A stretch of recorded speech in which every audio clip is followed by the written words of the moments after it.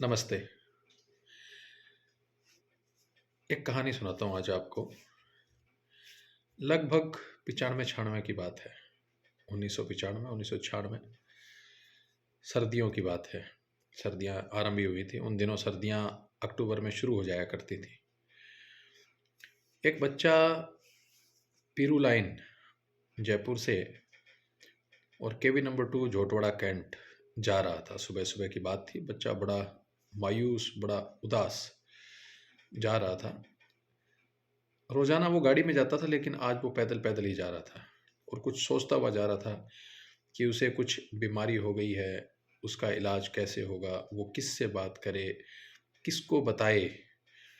माता-पिता को नहीं बता सकता, गुरुओं को नहीं बता सकता, मित्रों को बताएगा तो शायद उसकी बदनामी होगी या बेइज़्ज़ती होगी या उसका उपहास उड़ाया जाएगा।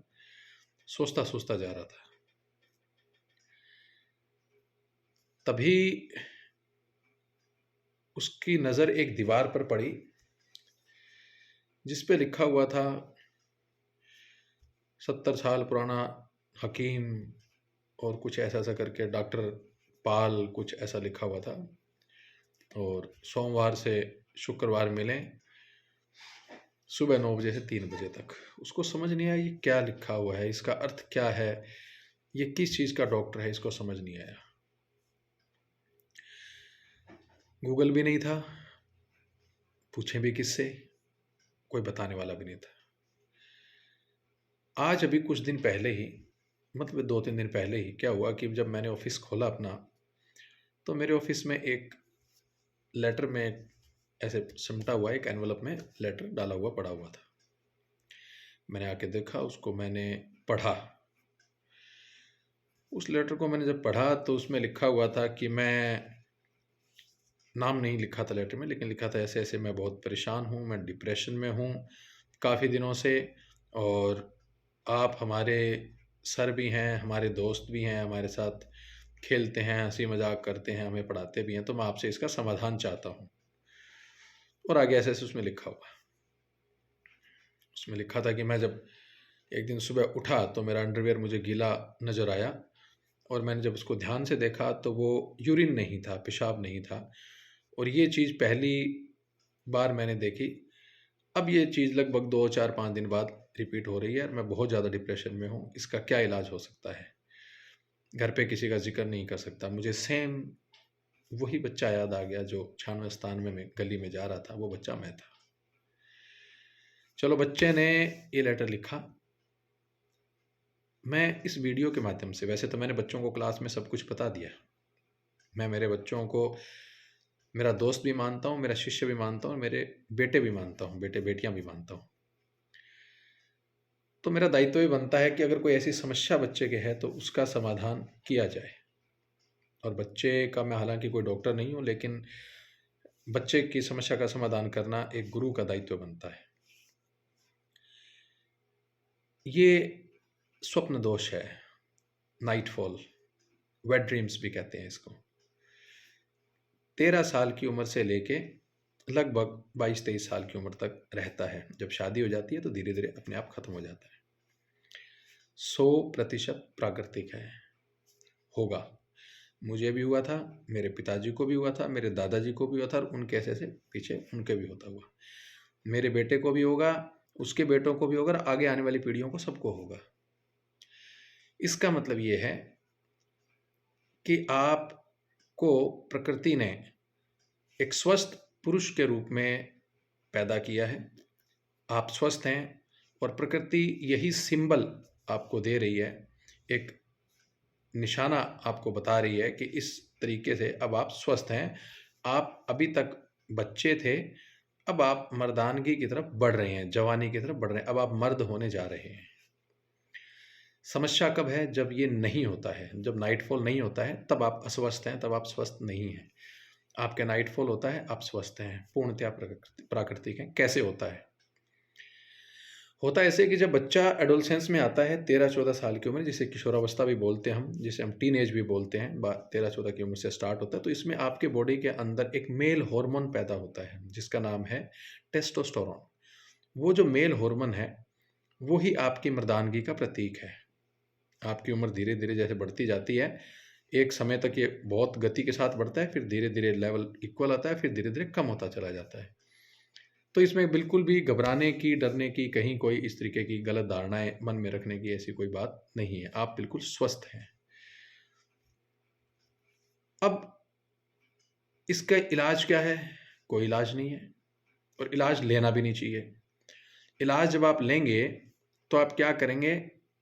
एलोपैथी, होम्योपैथी, आयुर्वेदिक में जब आप कोई टैबलेट्स या कुछ चूरन, कुछ पाउडर लेते हैं, तो वो आपके टेस्टोस्टेरोन को कम करता है। यानी जो प्रकृति बना रही है और आप उसको दबा रहे हैं, तो इसका भविष्य में जाके आप नामर्दगी की तरफ भी बढ़ सकते हैं। आपका भविष्य में जाके आपकी हेल्थ के ऊपर, आपकी बॉडी के ऊपर नेगेटिव इफेक्ट पड़ेगा।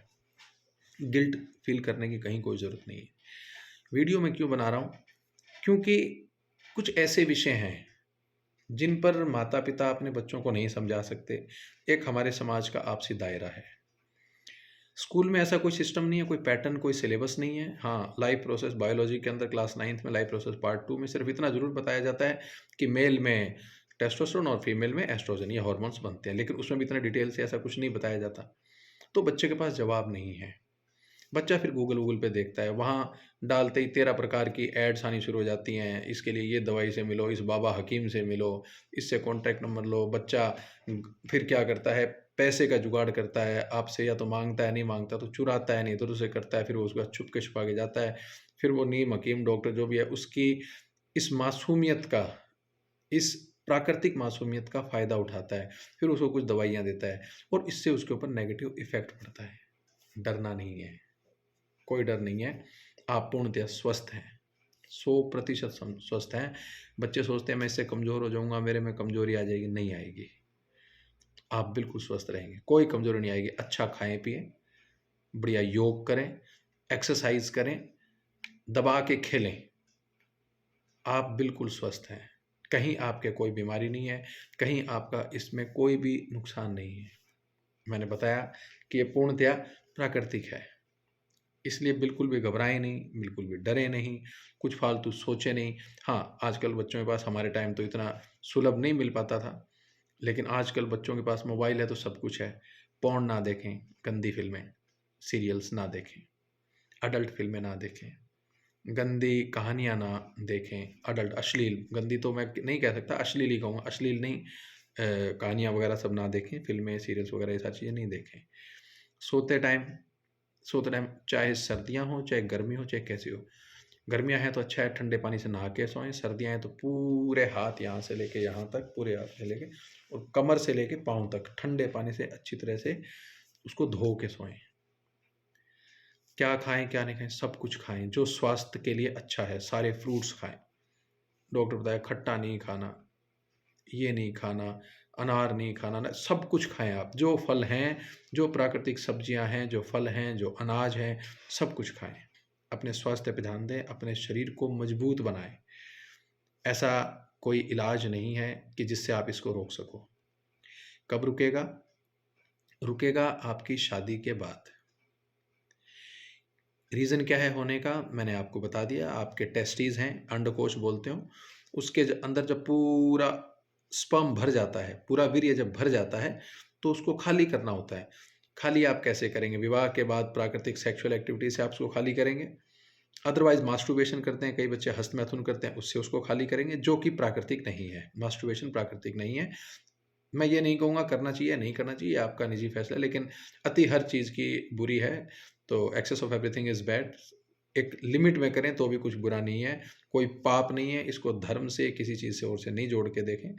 आप कर सकते हैं, आप अभी जवानी की तरफ आ रहे हैं, नए-नए बदलाव आएँगे, कर सकते हैं। तीसरा तरीका, जो कि जिसके बारे में बोल रहा हूँ मैं, नाइट फॉल होना। ये आपकी बॉडी में जब एक्सेस हो जाता है, ये निकलता है। जैसे यूरिन आपकी बॉडी में एक्सेस हो जाता है, पेशाब बाहर निकल जाता है। आप पोटी जब करते हैं, जब एक्सेस हो जाती है बॉडी के अंदर, वो बाहर निकलती है। पसीना जब आप भागते रहते हैं, बाहर निकलता है, ये निकलेगा, ये नहीं रुकेगा। इसको रोकने का प्रयास भी नहीं करें। डरें नहीं, घबराएं नहीं, बिल्कुल भी उधर की बात ना सोचें। हमेशा अपने माता पिता में विश्वास रखें, गुरुओं में विश्वास रखें। कोई चीज़ होती है, खुल के पूछें। नहीं पूछना बुरा है, पूछना बिल्कुल भी बुरा नहीं है। मेरे जितने भी बच्चे हैं, जो भी एडोलसेंस हैं, जो जवानी की दहलीज पे कदम रख रहे हैं, उन सभी बच्चों को मेरा खूब सारा प्यार, शुभकामनाएं। आप स्वस्थ हैं, मैं मुबारक देता हूँ आपको। और मैं परमपिता परमेश्वर से ये कामना, ये प्रार्थना करता हूँ कि आप अपने जीवन में सफल होएं और आप अपने से बेहतर प्रकृति को दें, पैदा करें, ताकि हमारे राष्ट्र का नाम ऊंचा हो सके, हमारे समाज का नाम ऊंचा ऊंचा हो सके, और अपने माता पिता का नाम ऊंचा हो सके। कोई घबराने की आवश्यकता नहीं। इससे संबंधित किसी भी प्रकार का प्रश्न अगर आपके मन में आए, मेरे कॉन्टैक्ट नंबर आप जिनके पास हैं वो पूछ सकते हैं, नहीं है 9414459498, 94 144 59 498। ये मेरे कॉन्टैक्ट नंबर हैं। एक व्हाट्सअप कर सकते हैं, एक मैसेज कर सकते हैं, कॉल करके डायरेक्ट पूछ सकते हैं, बिल्कुल बेझिझक। इसमें कोई शर्म है ही नहीं, ये सच है, प्राकृतिक है, होना है। तो घबराहट नहीं रखें मन के अंदर, बिल्कुल भी घबराएं नहीं। अपने आप पे पूर्ण विश्वास रखें, शिक्षा की तरफ ध्यान दें, ईमानदारी से अपनी पढ़ाई करें। आपकी उम्र पढ़ाई की है, इधर उधर की बातों में, इधर उधर की एक्टिविटीज़ में ध्यान नहीं दें, उससे बचें। खूब पढ़ें और एक लक्ष्य निर्धारित कर लें कि मुझे लक्ष्य प्राप्त करना है। ज़्यादा होता है, कम होता है, इतना होता है, उतना होता है, उस चीज़ का कोई महत्व नहीं है। जब एक्सेस होगा तो अपने आप निकल जाएगा। उसको ना दिमाग में रखें, बार बार इस चीज़ को रखोगे तो आप डिप्रेशन के शिकार हो जाओगे।